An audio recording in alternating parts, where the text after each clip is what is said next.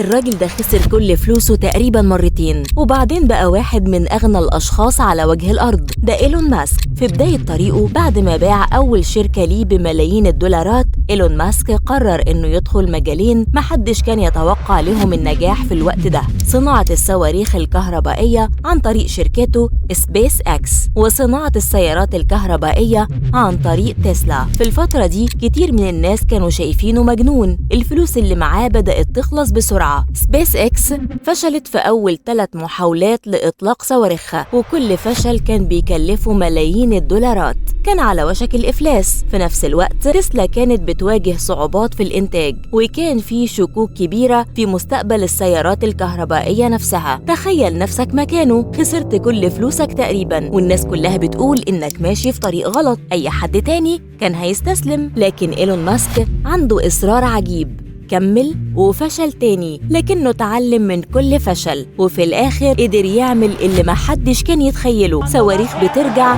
تهبط تاني على الأرض.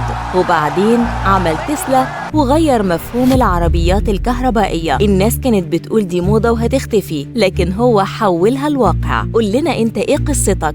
ايه الحلم اللي جواك ومستني انك تبدأ تحققه؟